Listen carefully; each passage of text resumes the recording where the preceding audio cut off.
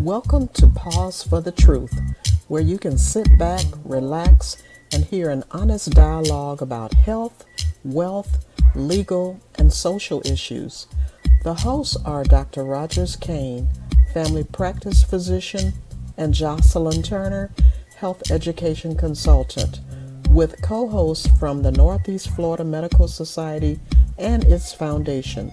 Stay tuned for the truth about matters affecting you and your family. We're here to tell you what's really going on and why.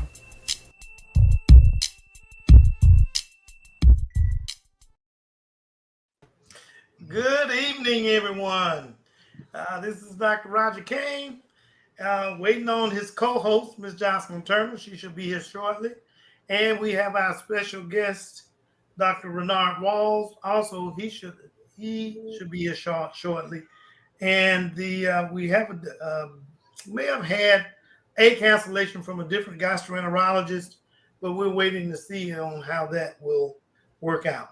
That just had some scheduling timing conflict. The topic for this evening is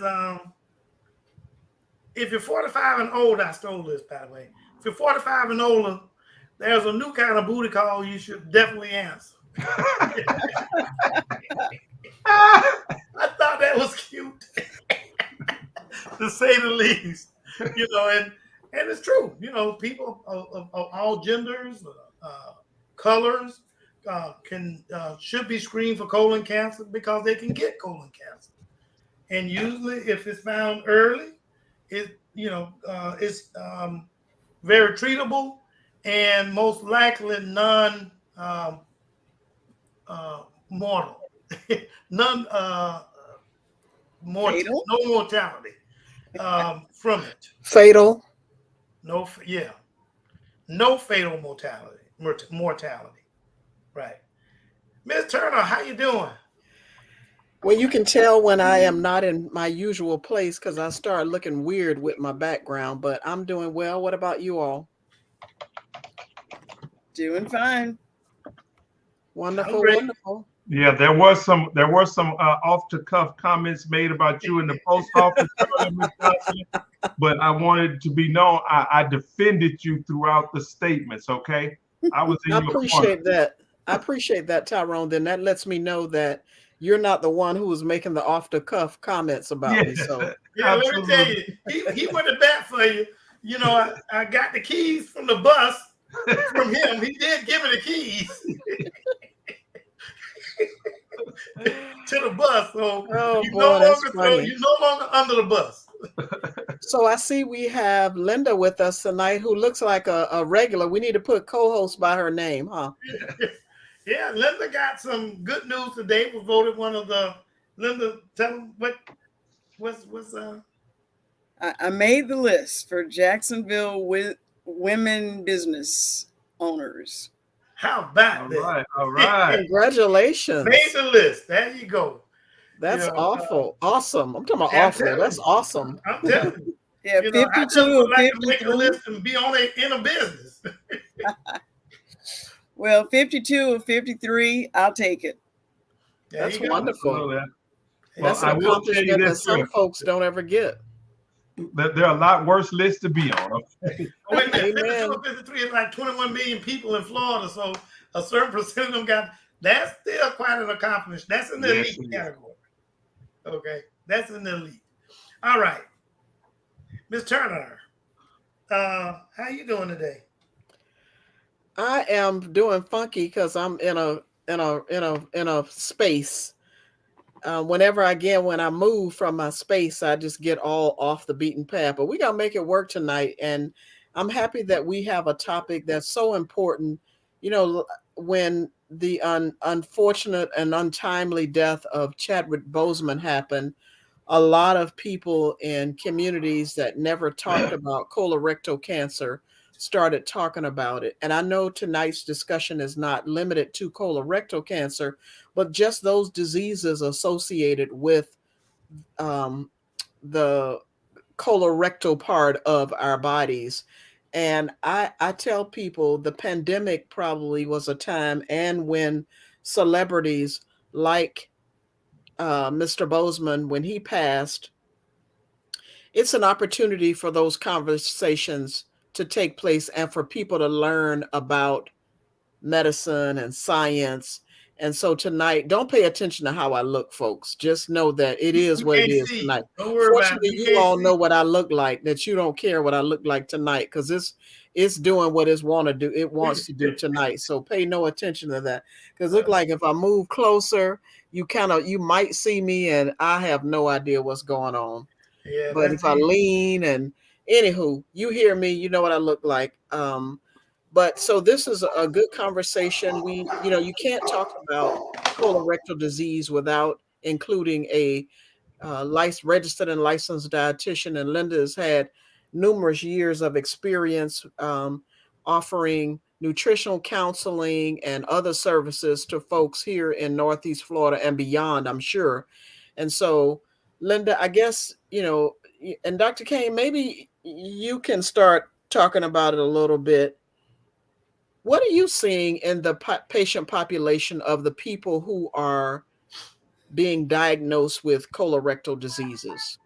let me kind of give you a short list of understanding what colorectal disease, colorectal conditions are, and they basically refer to various conditions that occur within our colon, our rectum, but and sometimes people tend to group other areas of the gastrointestinal tract with colorectal diseases.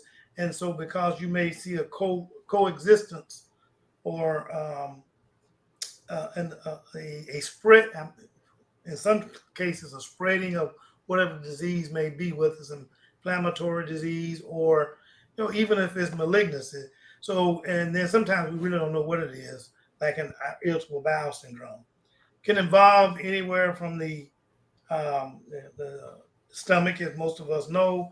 There are certain conditions that you may see with that, and but also it may go along in the direction of esophagus as well. With colorectal cancer, we want to make sure that prevention is key. That's just the bottom line. Colorectal cancer prevention is key.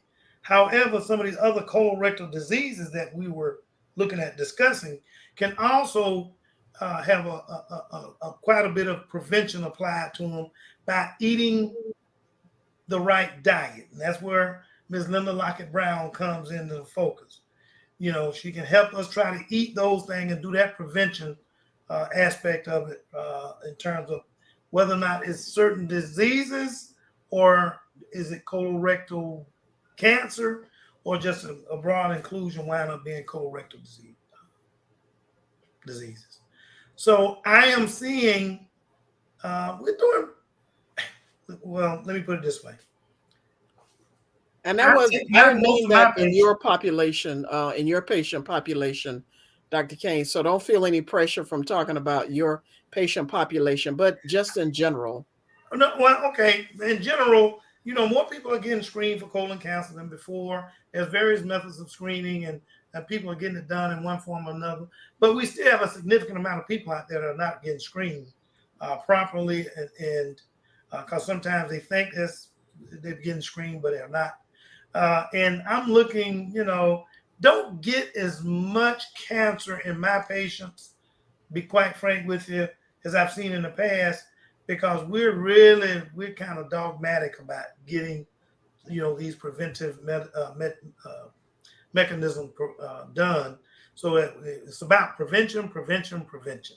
So we're seeing the need for a lot more pushing by the uh, primary care in our neck of the woods and the specialists to get more people screened for colorectal diseases, and the need we see for a whole lot of dietary change, and a lot of it because of food deserts in my neck of the wood. But that's not the only thing.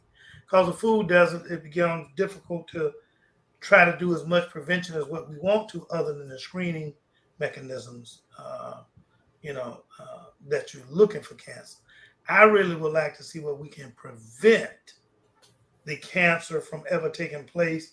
And even though we'll still be diligent in pursuing and surveying the colon, I still like to see where it is um, prevented more along what you eat. And of course, we're going to get into that subject this evening. What you eat matters, and so I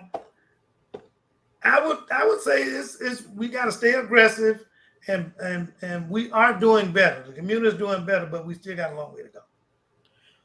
So it's the dreaded preparation, Dr. Kane. Let's face it, when it's time to have the dreaded colonoscopy, everybody who has one talks about it and talks about the darn preparation. However, they also jokingly mention, but it's the best sleep ever, right? Exactly. When you when you get the colonoscopy.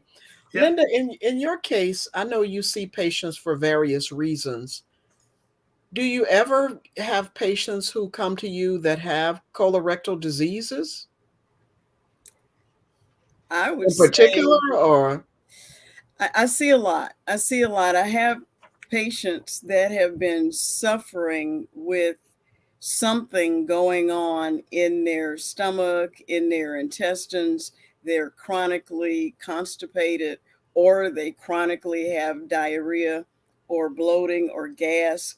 And that just says to me that something is not functioning correctly. So I will say Dr. Kane is one of the most honest physicians I have ever talked to when he said the people with the IBS and the IBD, you really don't know what it is. But the bottom line is these folks have suffered for a very, very long time. And the solution is not necessarily in medications. The solution is in changing what they eat.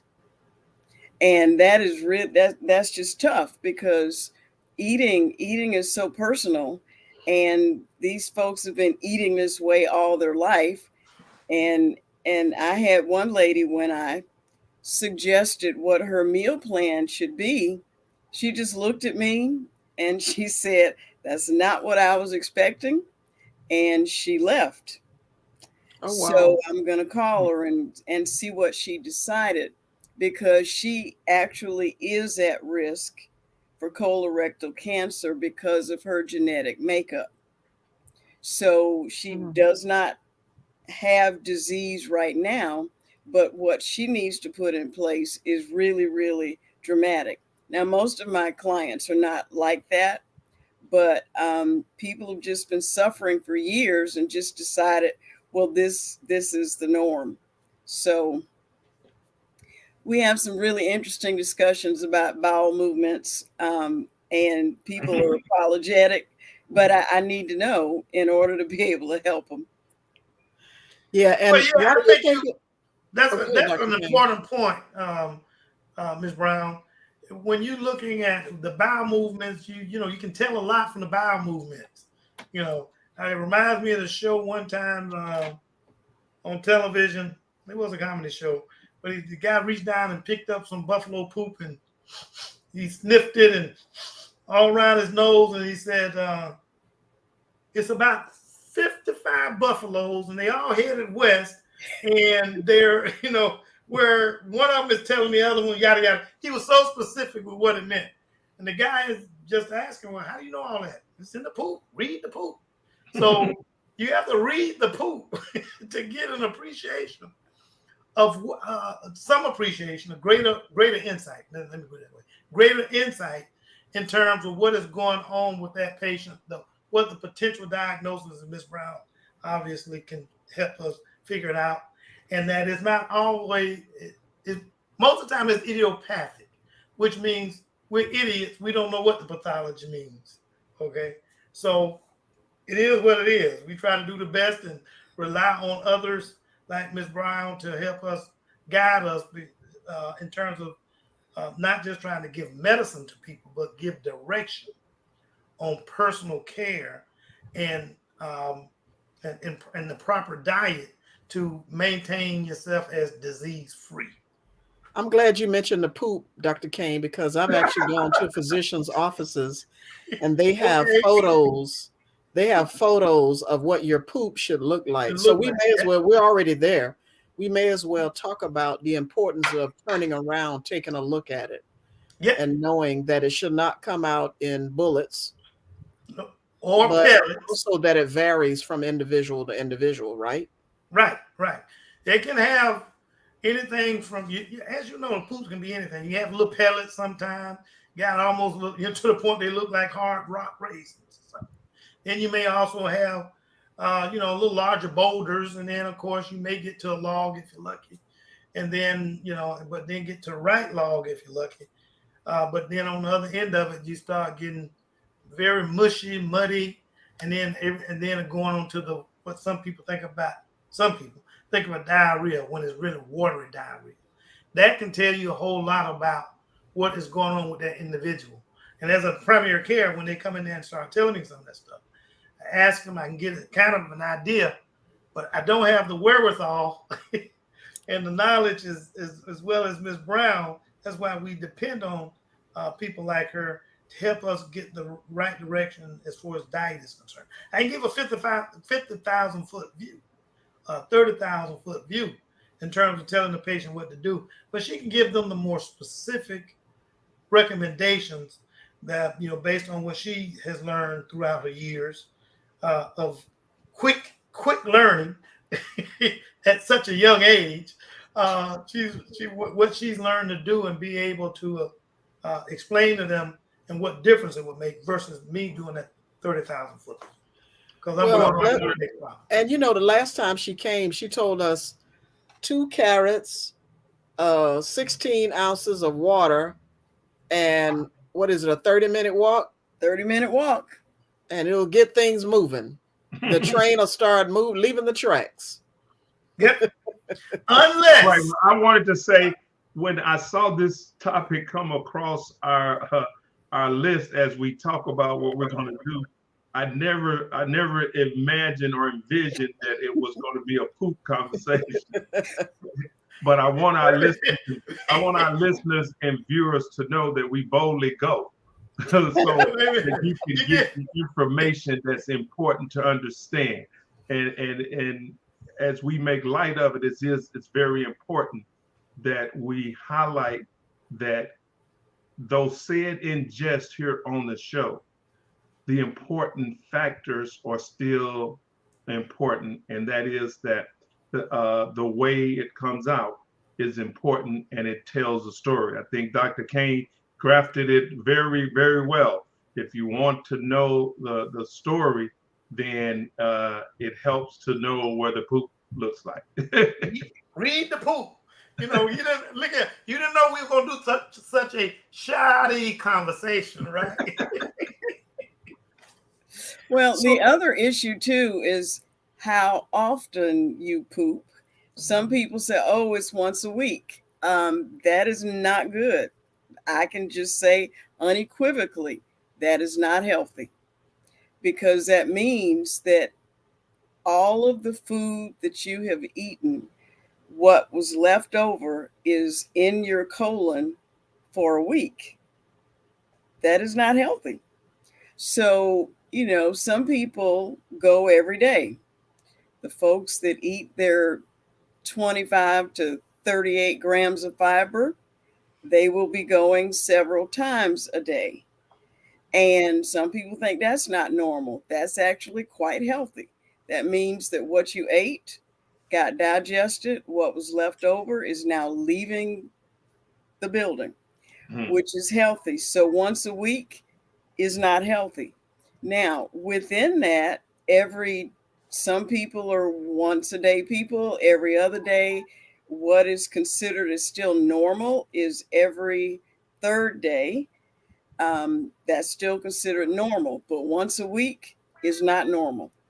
And so the other thing that's not normal is if a person has to take something in order to have a bowel movement. If you have to take a laxative or Miralax or something, you have to take something.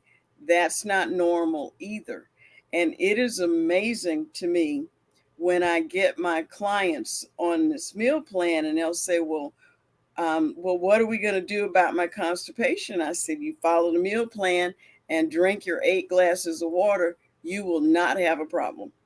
And in most cases, it works rather well.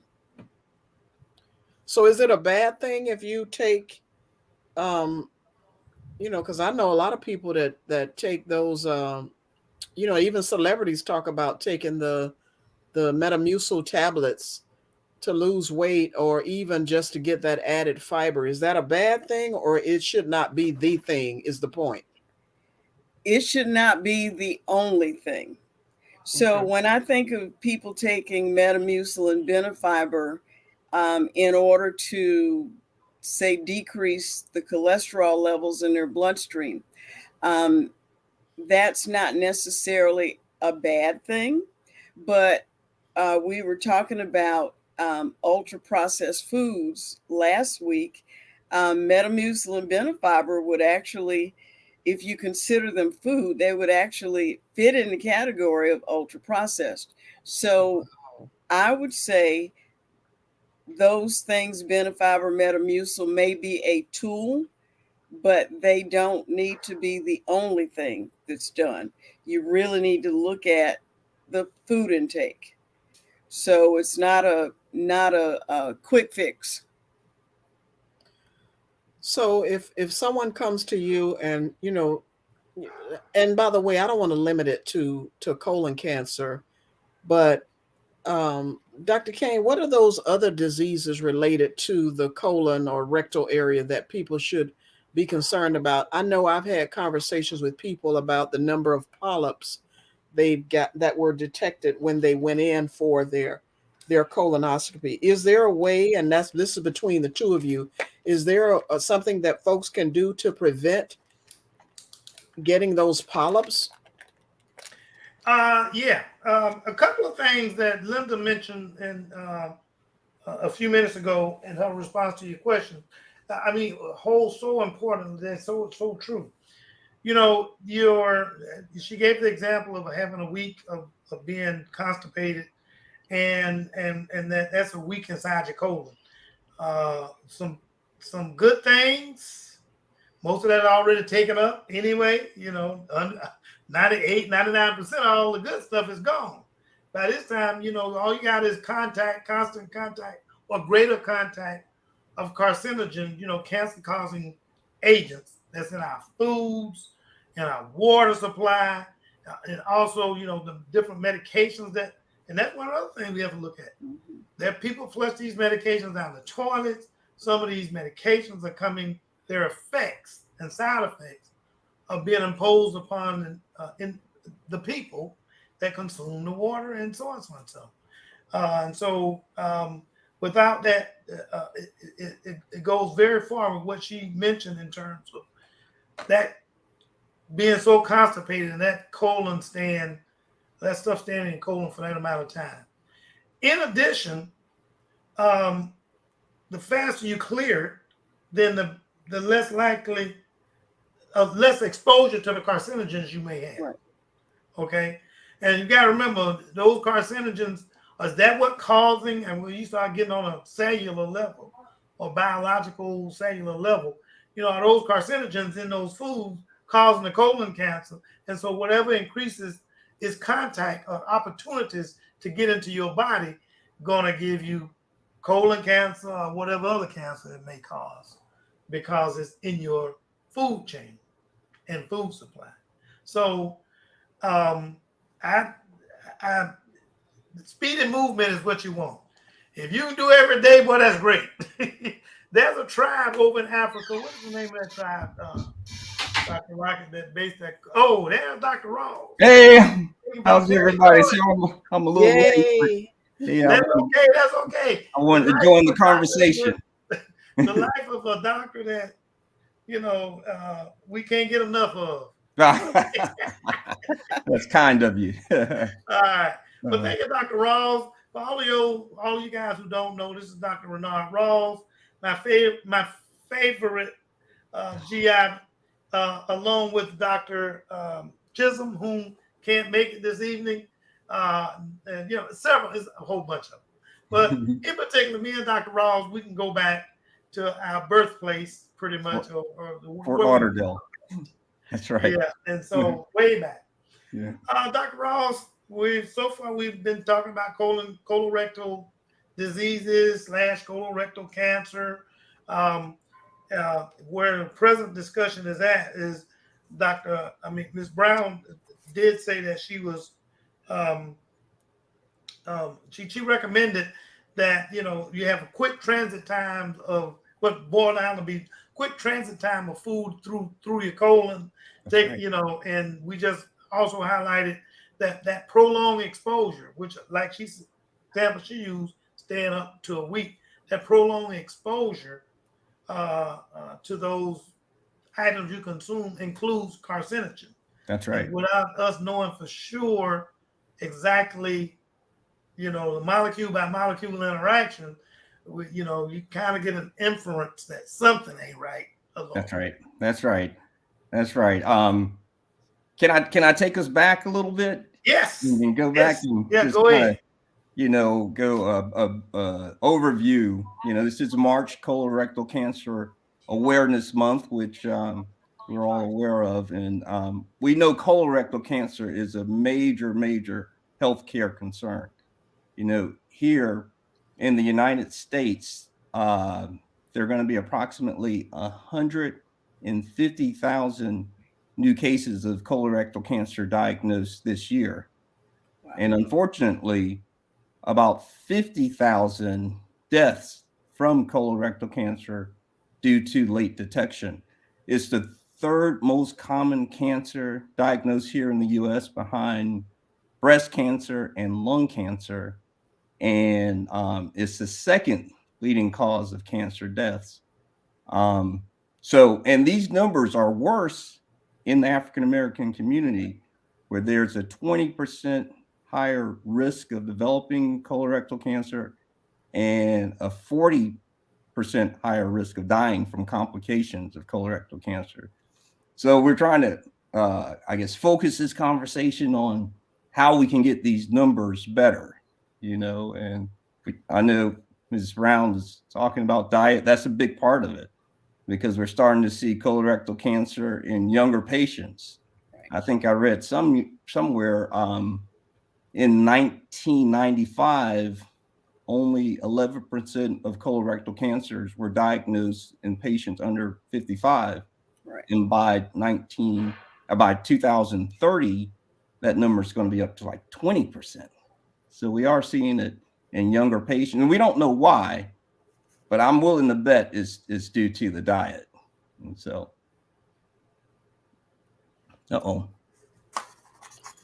Yeah, I can't.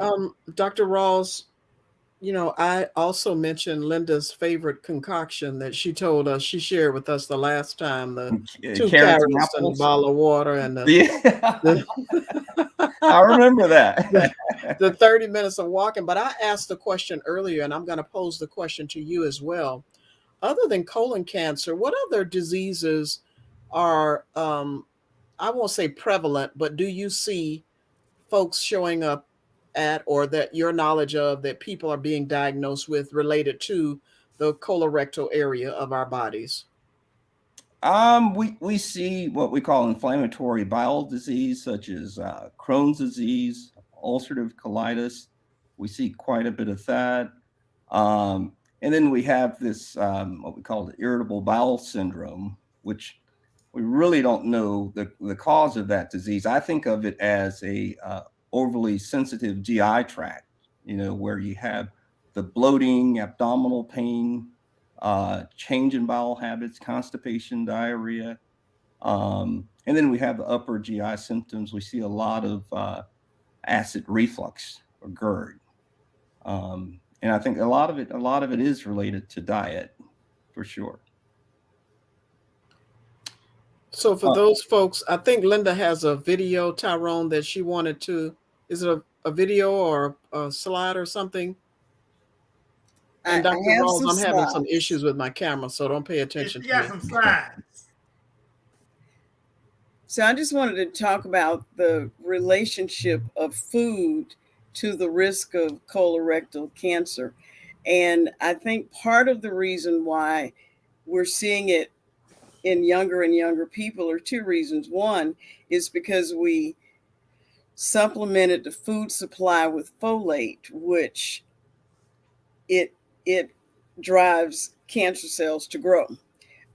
So we kind of traded one problem for another. But the problem that I see with a lot of my clients is they don't know how to cook. Pure and simple, don't know how to cook. So I wanted to show a comparison of a homemade muffin versus Jiffy Mix. And probably everybody in the United States knows about Jiffy Mix. And so if you look at the calories, not that different. You look at the total fat, not that different. You look at the saturated fat, not that different. You look at the sodium, very different. The carbohydrates, not that different. The sugars are different. The fiber, not that different. But if you go to the next slide, the devil's in the details. So last week we were talking about ultra processed foods. Jiffy Mix is an example of an ultra processed food. Mm-hmm. So if you look at the ingredient statement in the Jiffy Mix, I want to draw your attention to the second one down, and that is degermed yellow corn. So if you take the germ out of the yellow corn, it is no longer a natural food. You've taken the fiber out, you've taken some nutrients out. So you take the nutrients out, and then what do you add? You add sugar, and then the fourth ingredient down is lard. Now I want you to kind of wrap your mind around that a minute. So we have lard, which is already saturated, and we're going to hydrogenate it, which saturates it even more. And because we've done that, now we got to add some preservatives to it so that it doesn't get rancid in the container. And so all of these things, and we're talking about colorectal cancer tonight, but if you go down to the tricalcium phosphate and the sodium acid pyrophosphate and the monocalcium phosphate, that has a negative effect on the kidney. Mm-hmm. So here's Jiffy Mix. So if you make the muffin yourself, you only have 4 ingredients. So you have cornmeal, flour, eggs, milk, butter, sugar, a little bit of baking powder, a little bit of salt. So the devil's in the details. So the next thing is, where do you get your fat from? We've known for, goodness, probably 30 years that people that eat the most fat have the highest risk of colorectal cancer. That's old news. But does it matter where you get it from? Yes, it does. And so the unhealthy fats, these are all those ultra processed foods on the right. And the healthy fats, we're talking olive oil, we're talking nuts, avocado, nuts and seeds, sunflower seeds. So those are healthier. Your body can handle them better. So the next thing is, we always tell people what not to eat. So I like to start with what you need to eat more of to decrease your risk of colorectal cancer. So that's your non-starchy vegetables, the lean proteins, the healthy fats, and then fruit. And then on the next slide, it's just these are the things you want to eat less of. So when we talk about those ultra processed foods, here are those ingredients. Here are all of those ingredients. So last time, Ms. Turner asked, what does a healthy meal look like? So here's the next slide has the governmental picture of what a healthy plate of healthy meal should look like. And when you look at this, you see half the plate is non-starchy vegetables, lean protein, little bit of starch, some dairy. Dairy has gotten a bad rap, and that's unfortunate. And then your dessert is a fruit. Your dessert is a fruit. So if you go to the next slide, wanted to show you where you can get fiber from. So the food groups are your cereals, your vegetables, all bran, a half a cup, 10 grams of fiber. Fiber one, as its name implies, 14 grams of fiber. But if you can't hack those, because they really don't taste good, they taste like the box.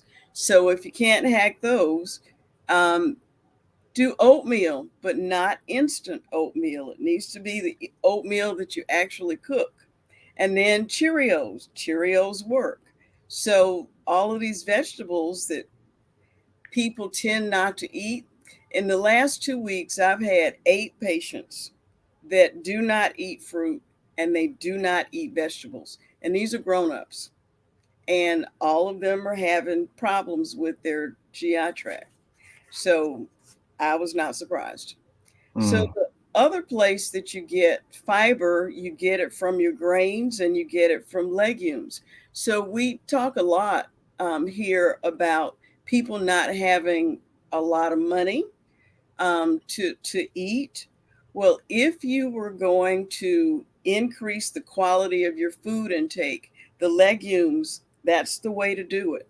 And so this is where you get a bag of black beans, you get a bag of kidney beans, you get a bag of lima beans, you soak them, you cook them, and then you use herbs and spices instead of putting the ham hock and the fat back. And I honestly didn't know people still ate that.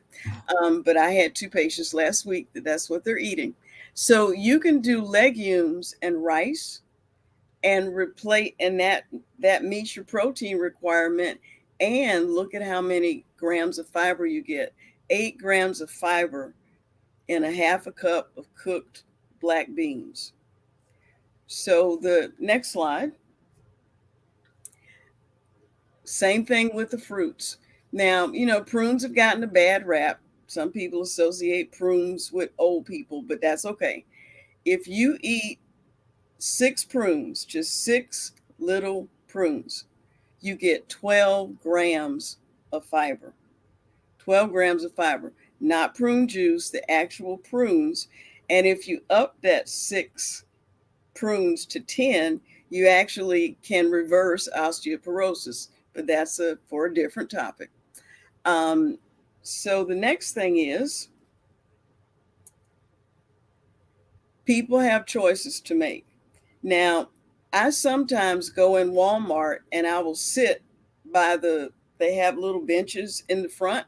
I just sit and watch and see what people are bringing out in their basket.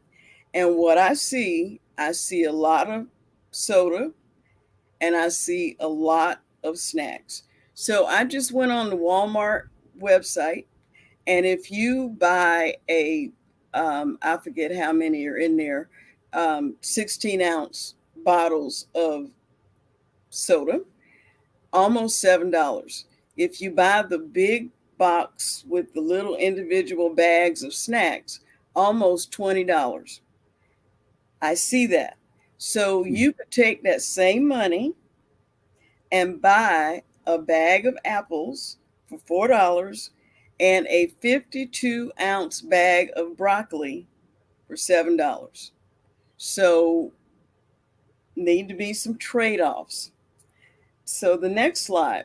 So then the question is, how much fiber do you need anyway? So in the pink, it shows women, and I went from age 19 to 51 plus. So we're looking at basically 28 to 22 to 28 grams of fiber for women and 31 to 34 grams of fiber for men. So that may seem like a lot, but on the next slide, I'm going to show you a really easy way to get it. So this is a high fiber meal, and this is one meal. So if you had a cup of collard greens, a cup of cabbage, a half a cup of steamed carrots, 2 ounces of chicken, a small sweet potato, and then had a cup of strawberries for dessert, you would have 19 grams of fiber. And I promise you, you will not be hungry. You will be quite full. You will be quite satisfied with that meal. So, one of the things that I see a lot in our neighborhoods um, are fried chicken places, just fried chicken places.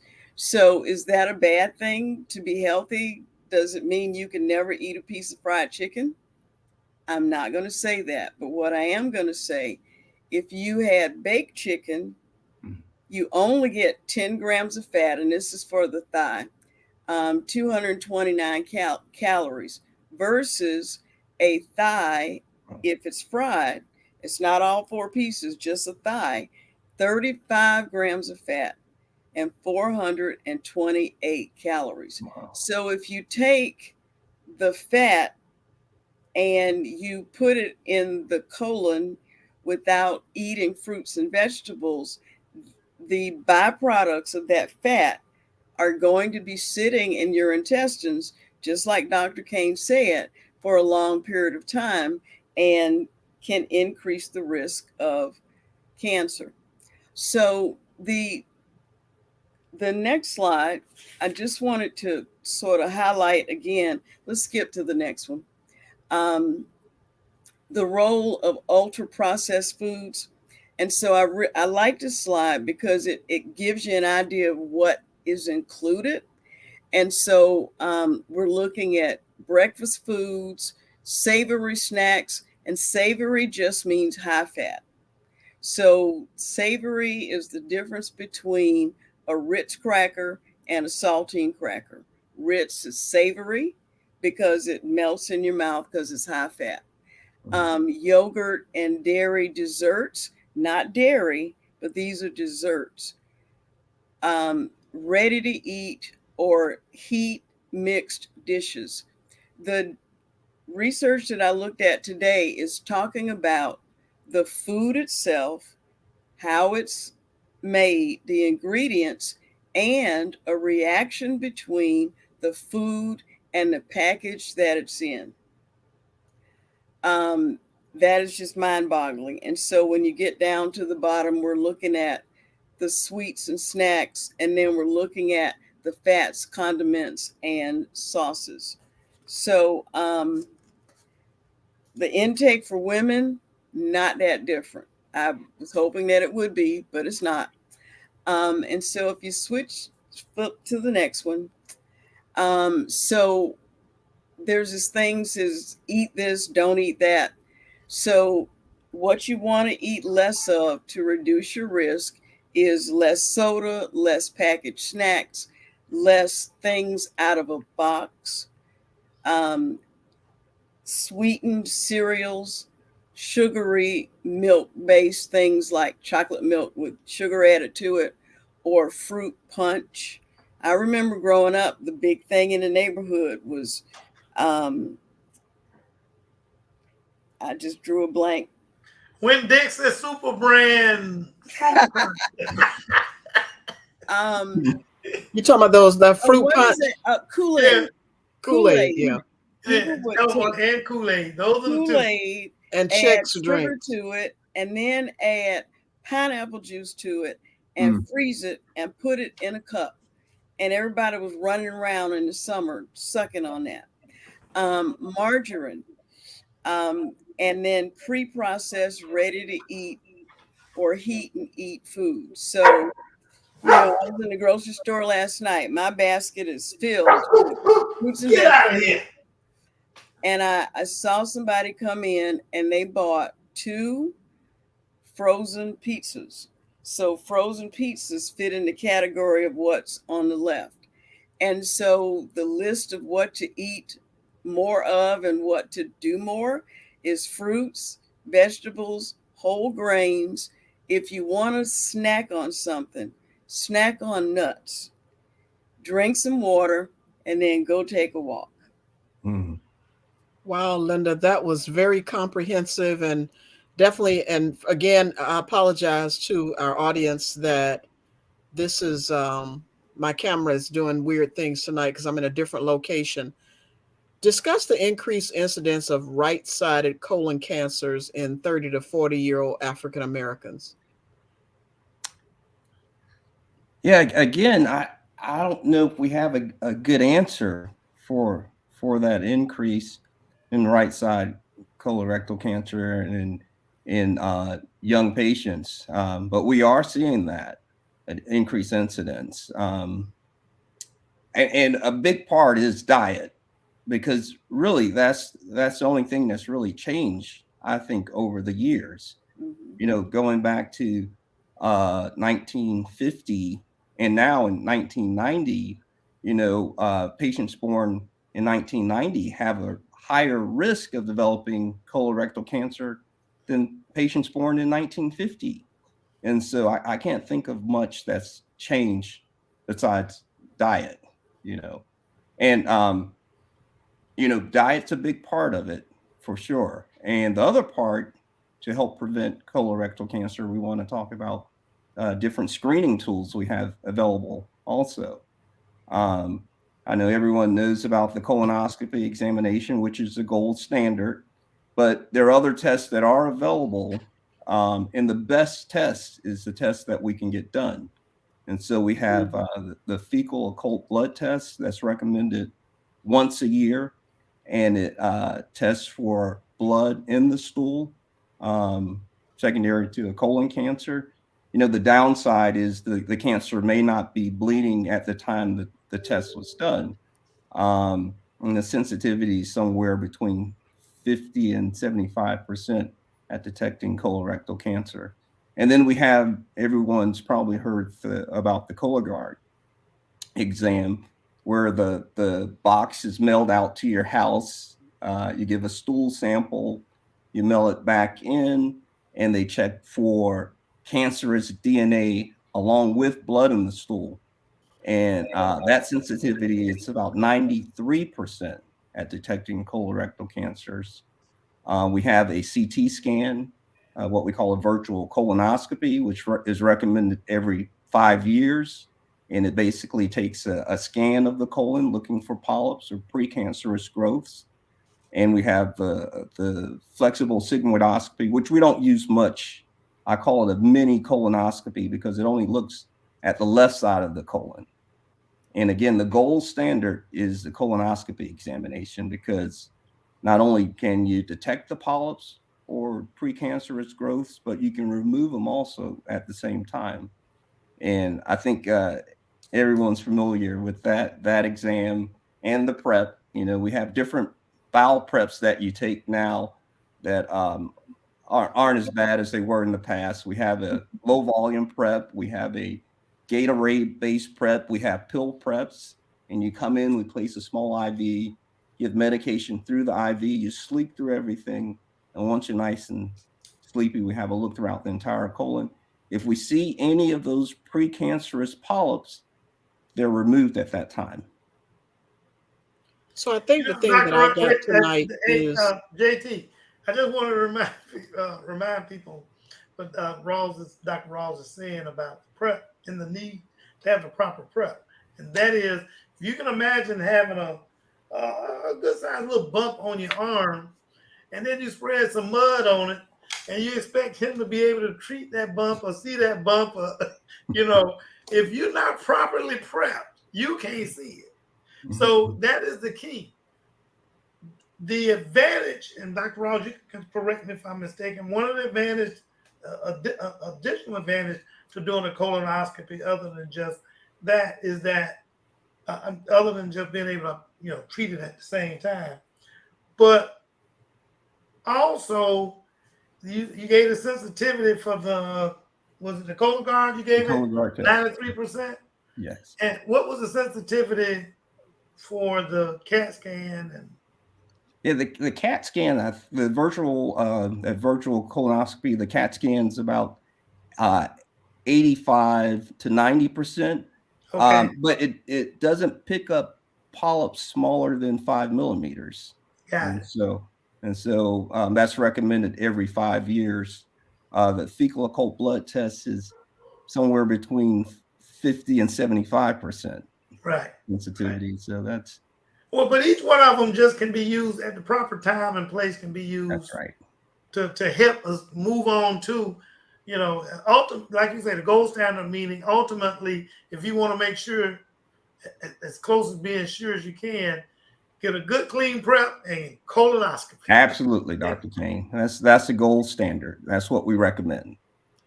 I think the thing that I gathered though from I think both of you is, for Linda to mention that she has so many patients who don't eat fruit and vegetables, and many of them are probably parents. And so they're passing those bad habits on to their children. So I'd like to, really focus on, from all of you, what can parents do to make sure, other than what Linda pretty much laid it out for you. She laid it out, told you what your meal, your plate should look like. So now you know, and that's what this show is all about. How can we prevent some of the colorectal diseases that are prevalent in folks that they could do something about? We haven't talked about exercise. I think Dr. Rawls, you mentioned it a bit, the fact that back in the day people said, well, and they remember it too, you only have to exercise 3 days a week. No, it's most days of the week now. Most days of the week you need at least 30 minutes of, and if you know how many days of the week that there are there are 7 days of the week, and most in many instances mean most of those days, not 3 of those days. And before I left the health department, we actually started telling people 5 or 6 days a week that you need to do, or 150 minutes was the minimum. 150 minutes a week. Now, that doesn't mean you go and spend 2 hours in the gym or 3 hours in the gym one day a week, and that's it. That's why the easiest thing that we always recommended is to tell people most days of the week you need to get in 30 to 45 minutes of exercise. Has that changed? And is that pretty much what you all recommend to people? Anybody? Well, that's what I recommend, because doing 30 minutes a day decreases your risk of diabetes. So if for no other reason than that is a reason to do something. And I think one of the things that was different before is when my father worked, he worked a physical job. When my grandmother worked, she worked a physical job. We do not work physical jobs, most of us. We are sitting behind a desk or sitting at a computer screen, and your body is made to move. And so it is just amazing to me that if you eat some fiber, drink some liquid, and go for a walk, your intestines start moving. That's just healthy. Now, it looks like there was a question in the chat about how did we get from not cooking to instant foods. Um, Part of how we got to that point was actually um, price supports for specific commodities that are given by the federal government to farmers to grow specific crops. So if a farmer grew corn, they got money from the federal government. If a farmer grew soy, they got money from the federal government. So what happened with the processed foods is corn and soy was just thrown in there as a filler because it was a very cheap ingredient. And so right now, the two foods that are genetically modified at the highest level is corn and soybean. So there's some data, and they totally ignore this, but there's some data where they did an experiment with some mice, and they fed them genetically modified soy, and they fed them genetically modified corn. And because the lifespan of a mouse is shorter, they could go through a generation in a matter of months. And so they took the mice, they killed them, they opened up their intestines, and they looked to see what was in there. Because your intestines should look like the inside of your mouth, like your jaw. It's nice and pink and soft and moist. That's what your intestines look like. And when they looked at the intestines in these mice, they saw little spots of irritation, literal red irritated spots. They took those spots and looked under the microscope, and what do you think they found? They found residues from the genetically modified foods. Mm. Now, the government is saying that we don't have any data to show that genetically modified foods are harmful. We're not going to have the data because you can't take a human being and take their intestines and open them up and look at them. So that's part of it. So when it gets to the cost factor, it is cheaper to go to a fast food restaurant and Mhm. what is it? Five for five, 3 for $5. They have all these specials. So for people that are on limited incomes, the 5 for $5 in the short run looks like the better choice. But in the long run, it is a choice that's going to harm their health and harm the health of their children. Well, the truth be told, additionally, yeah, those type of individuals are obtaining their food. Those individuals are in those food deserts that we see much of on my side of the town, Mr. Turner, since you mentioned that earlier. A bunch of food deserts, probably throughout the city, at least for healthy food. People having, particularly black and brown people, having access to fruits and vegetables and some of the things that Ms. Brown was noting in terms of her presentation. So, Dr. Ross, so tell me if um, what you got any thoughts on GMOs, or had you given that any thought with anything? Yeah, I think that's one of the things that's changed over the years for sure. If you go to Europe, you don't see GMOs, Right. and there's a reason for that. Yeah, they You banned. know, and I'll be willing to bet that that's a big part of this increased incidence of colorectal cancer in the younger population at this time, because that's one of the things that has changed. Yeah. Well, tonight's discussion has been a good one, as always. Linda gave us a lot to chew on, no pun intended. And Dr. Rawls, whenever I see Dr. Rawls, I want to really bow my head because he's my GI guy, and he's always pleasant, but he knows what's happening up in my colon. But anywho, I Okay, appreciate Katie the Curry. I appreciate the education and knowledge from Dr. Rawls and Linda. But we've reached the end of the hour, and we don't like keeping you nor our guests any longer, or our audience any longer than needed. But we are going to continue the discussion. May not be a pleasant one. We've talked, Dr. Rawls, you missed the poop conversation, so Oh, consider I'm yourself limited. sorry.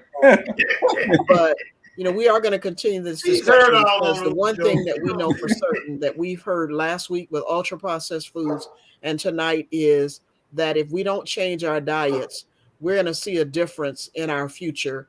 And we haven't talked about the years of potential life loss, the YPLL. Those years of potential life loss means if it's projected that you can live to be 80 years old, but if you consume those foods that Linda said we need to avoid, you're going to cut years off of your life.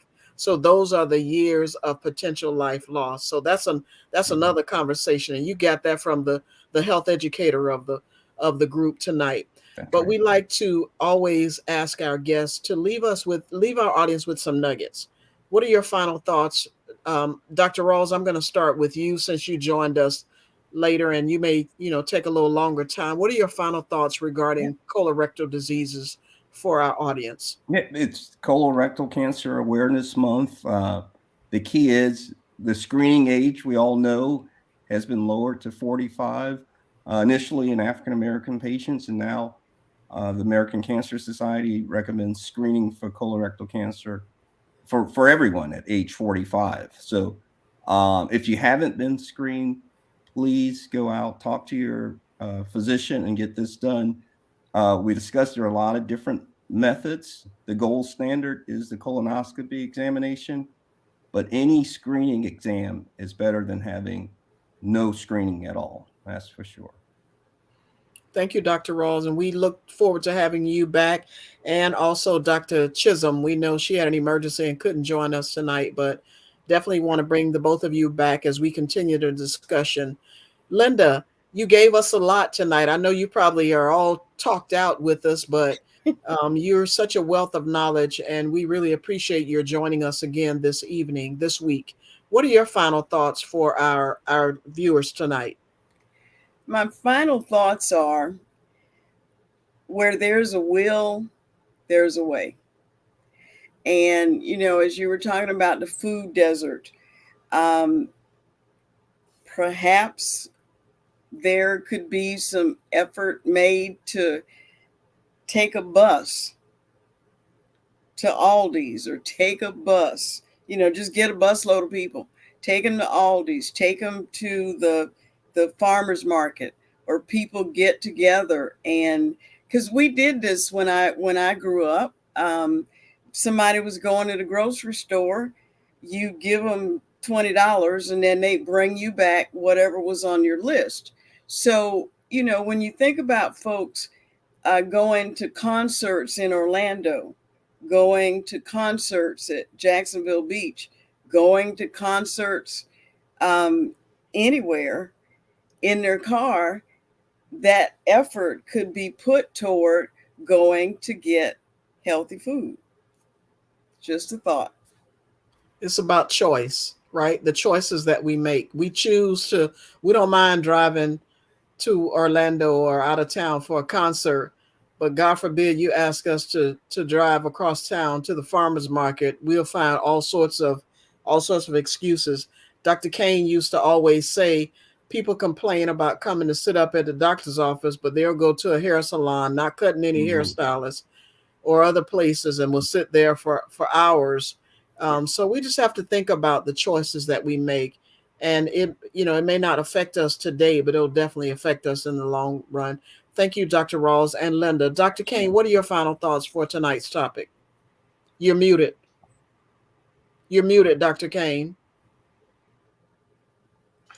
First of all, I want to just thank our guest for being here and helping to make this very not only entertaining but knowledgeable show. Okay, and so I much appreciate that.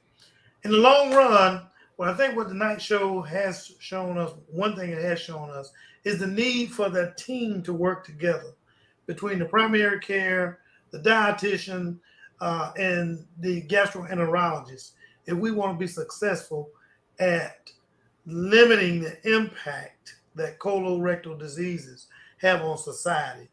And, between making sure we, being in the grass and the weeds like I am with a lot of things, Dr. Rawls just get right down to the dirt. And Linda's trying to tell him how not to get there. So I just want to thank everybody for being here, and I will leave those final comment up to you, Ms. Turner. So oftentimes we talk about the choices that we have, the fact that there's no place in our neighborhoods to purchase healthy foods. The one thing that we don't talk about enough is the importance of growing your own foods, right? Growing your own fruits and vegetables. It is something, and you don't need a big area. You can put it in pots if you live in an apartment, or if you don't have a big yard. Get you some pots. If you don't know how to get started, the extension office is a good place to start. 1010 North Macduff Avenue, if you're here in Jacksonville, Florida. If you're not familiar with them, just Google the Department of Agriculture. You'll get, I mean, in other words, just help for growing your own garden. Not to say that we should not address the food deserts in communities, but don't let that be your excuse. Get you some seeds and grow your own. Now is a good time. I have to pat myself on the back, y'all, because I have not won. I've been kicking and screaming. I'm about to start a build on the garden my mother has started, and having a young man over. I am a volunteer with the Black Church Food Security Network, and we've been encouraging black churches to get involved and use their land and grow a garden on their property. Because if you look at the churches, most churches, not just black churches, folks go there on Sunday and maybe Monday or Tuesday or Wednesday night, but they have prime real estate. How wonderful it would be to have a garden on the property of a church, and also have a farmer's market after worship services on Sundays. We have to be creative in our approach to eating healthier. We cannot wait. And that's a discussion we had weeks ago. We cannot wait for others to save us. We have to save ourselves. Thank you, as always, for tuning in to Pause for the Truth. Tune in next week as we have another discussion, recognizing that tonight's discussion may not have been the most pleasant one, but I promise you it was an important one. Good night, and thank you to our guests. Thank you. Good night. Thank Good you, night. everybody. Good night.